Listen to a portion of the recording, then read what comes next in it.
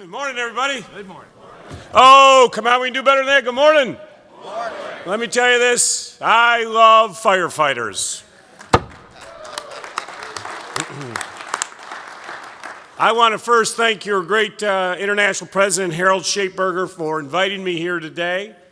I have been here in many different capacities as chairman of the Democratic National Committee, as candidate, but now I am here as the 72nd governor of the Commonwealth of Virginia. And let me be crystal clear. I would not be standing here today as the governor of the Commonwealth of Virginia if it were not for the firefighters. So I am here to you folks to say thank you for all that you did. And as Harold knows, I never forget my friends. I'm Irish. First of all, happy St. Paddy's Day. Great to be with you. I assume we'll adjourn at some point and head over to the Dubliner. A lot of them will. Good, very good. I also want to extend my appreciation to the General Secretary Treasurer Tom Miller and the entire IAFF Executive Board, and to all of you for coming here today and taking time away from your family to talk about these most important issues. As we all know, the International Association of Firefighters has a distinguished history dating back to 1918, representing more than 300,000 full-time professional firefighters and paramedics who protect 85% of our nation's population. I am truly honored to be here with you today. As I'm here as governor, I want you to know that I'm going to fight for you because you fought for me. I am so proud, and let's hear our noise from the folks from Virginia who are here with us today. Hello, John. I don't want to say you're the best of the 50 states, but as governor, you're the best. We're so proud of the Virginia professional firefighters and the more than 7,000 members who protect our Commonwealth. In fact, as we know, our president was from Virginia, and I remember back in the 70s, the fights that you had. And it hasn't always been easy in Virginia. There have been a lot of anti-union sentiment and attacks. As you know, when I ran for governor, I did not back off one single time. I was proud to support my brothers and sisters in the union movement. I'm proud to fight for the wages and the benefits that you were entitled to. And I never once equivocated on my support. I didn't do it as a candidate, and I'm not going to do it as your governor.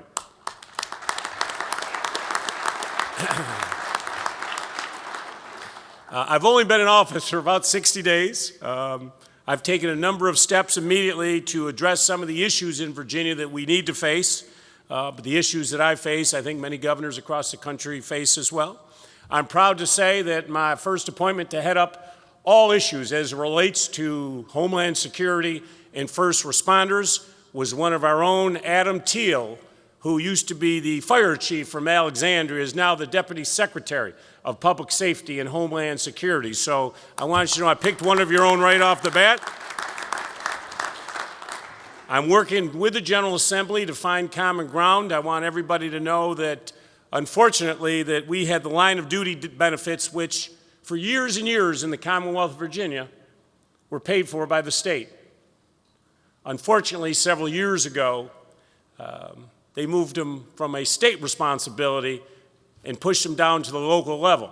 But unfortunately, when they did that, they didn't provide any funding, so it became an unfunded mandate in the Commonwealth. These are for the families who have had to pay the ultimate sacrifice. So I'll make a commitment to everybody in this room today. By the time I'm done as the governor of the Commonwealth of Virginia, the line of duty will be back as a state responsibility, and we will take on that responsibility.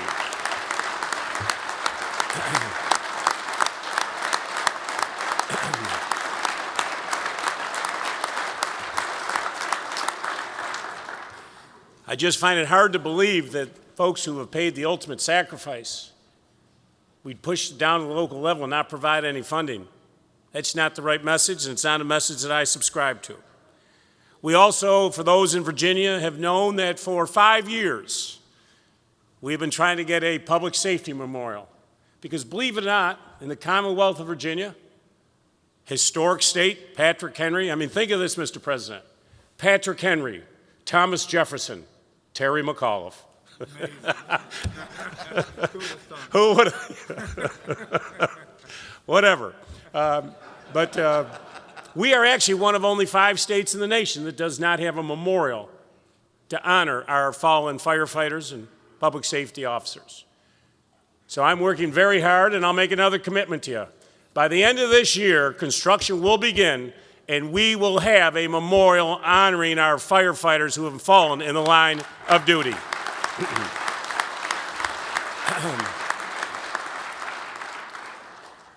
We've also done a very important policy initiative, which is a bill I just signed last week.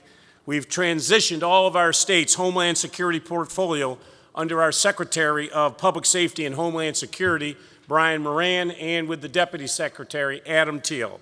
This was important, so now that all policy-related activities with the agencies tasked to implement them, including the Department of Fire Programs and State Fire Marshal's Office, will all now be combined under one. Before this, it was all spread out, made it very difficult for us to do what we had to do to make sure we are collectively addressing all the issues that we're facing as it relates to public safety. So that is a bill that I signed last week and now will be implemented.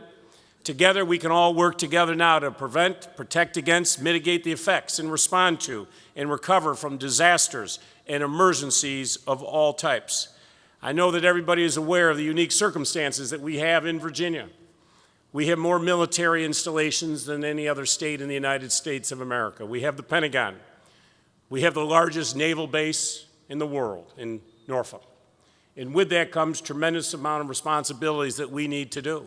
But when we talk about emergency preparedness, I am also very concerned because sea level is rising.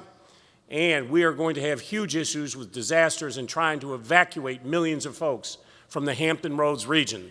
And that's why I believe to invest early, and that's why we have just authorized through our Virginia Department of Fire Programs and Virginia Fire Services that we will deliver now $50 million over the next 2 years all across the state to our different localities. In addition, I'm authorizing $5 million worth of direct training in order to do what we need to do to prepare, because that is my main responsibility as governor, to keep our citizens safe. But with all of that, we still are woefully deficient, because years and years we've cut back on the services and training. And in a state like Virginia, with all the issues I mentioned earlier, we should be investing and not retracting. And that's why I'm making the moves that I'm doing with the budget that we have today. We need more staffing, we need more funding for training, and as your governor, I'm going to get that for you. We will continue to fill all of those gaps. But I know that you are here today because you're going to do some lobbying. So I need your help on a couple fronts. We have very unique responsibility because the Pentagon is in the Commonwealth of Virginia. Department of Homeland Security is so important to us in funding. So when you lobby Congress and you lobby our different agencies, and I know the secretary I saw is coming today, I cannot tell you how important it is, because I realize the role that you play. And you look back and think how the firefighters and the responses you have done to terrorist activities, what you recently did with the Boston Marathon bombing. We remember our own experiences, and many of the folks in this room, to September in 2001, as the International Association of Firefighter members at the World Trade Center, and right here in Virginia at the Pentagon. You showed the entire world what bravery means to the United States of America. We will never forget those who served and sacrificed on that day in order to keep our nation secure and safe. Let me ask you a question. How many of you in this room are veterans? Give them a great round of applause if you could.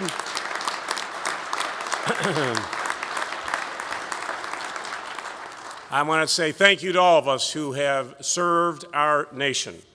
Virginia, as you know, has the largest populations of active duty and retired members of our military. I want you to know that my administration is deeply committed to making sure those folks who come back home, that we actually have jobs for them and opportunities to continue in their careers. I work hard, I'll mention a little bit on the Medicaid expansion, closing the coverage gap. 21,000 veterans in Virginia would have access to quality health care, but unfortunately it is stymied in my General Assembly, and I need your help on that issue as well. You are well known for taking care of your own, and if you've read the newspaper, I'm in a major battle today with the House of Delegates in Virginia. I'm trying to close the coverage gap in Virginia, and I know many of the other states. it impacts everyone, and it clearly impacts everybody in this room. Because over the next 7 years, we can bring back $26 billion to the Virginia economy. Wherever you may be on the health care bill, folks, it really doesn't matter anymore. It is now the law of the land. The United States Supreme Court made that decision. So, if you're a Virginia resident like John, we're going to spend $26 billion out of our pocket shipping it between now and 2022 to the federal government. Why would we not bring that money back to us to roll through our economy?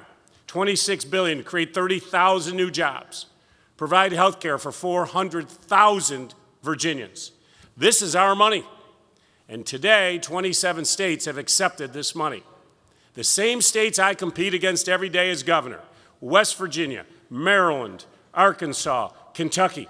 Some of the most conservative governors in Virginia, in the country, have accepted this money. Why would we not bring that back? Today, in those 27 states, they have lower health care costs.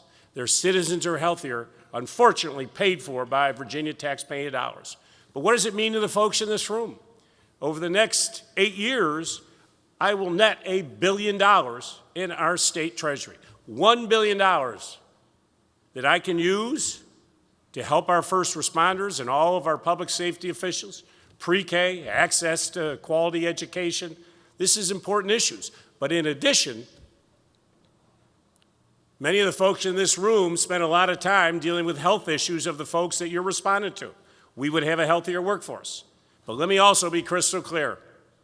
If we don't bring this money back to Virginia, hospitals will close. One hospital already is closed in Lee County. Far southwest Virginia, Lee County, just lost its biggest employer, the only hospital in that county. Now, as governor, I believe I ought to try to bring manufacturing facilities to Lee County. They're hurting. They've lost tobacco, they've lost textile, they've lost coal. But how can I possibly bring a business to a county that no longer has a hospital? It's hard enough bringing new jobs in. You make it virtually impossible to bring a new business to a county that no longer has a hospital. Your employees are going to have to ride in an ambulance or a vehicle for 65 miles now to get treatment. It's much easier to go to a county that has a hospital. So this is a very important issue for all of us. And I need the help of all of you, and I'm sure you're all engaged in this debate, in this lobbying debate. If you happen to see any Virginia members, talk about the importance of this. This is about our future.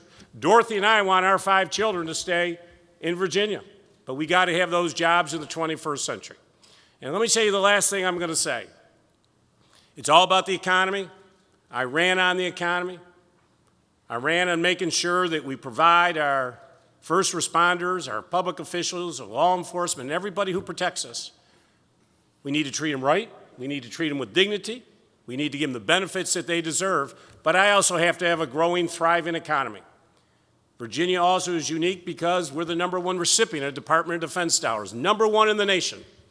With budget cuts, that means that we get impacted the first and the hardest. Myself, working with the White House and our congressional delegation, recently we just staved off what could have been a traumatic hit to our economy. They wanted to deactivate the George Washington aircraft carrier. Now, it isn't just an aircraft carrier. It's all the ships who go with the aircraft carrier. It's a fixed-wing airbase that we have that would have been eliminated. A squadron would have been taken out. 30,000 jobs could have been lost in Virginia. Luckily, the White House has announced they're not going to deactivate it. But every single day, we have these huge issues. They just announced $1 billion cuts to commissary.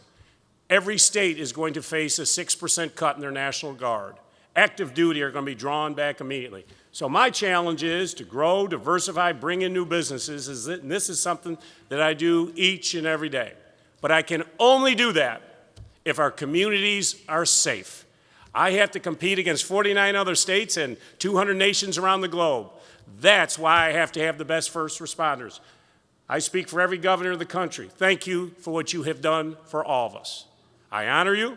I respect you. And let me just say this. You worked hard for me. You knocked on the doors. You made the phone calls. I saw you every Saturday morning as we did our staging areas. There's a lot of things you could have been doing except out there counting on doors, knocking on doors for Terry McAuliffe. But you did it on hot days and cold days. You gave me a tremendous amount of financial support. Your union was the first union to endorse me. Folks, there are consequences to elections.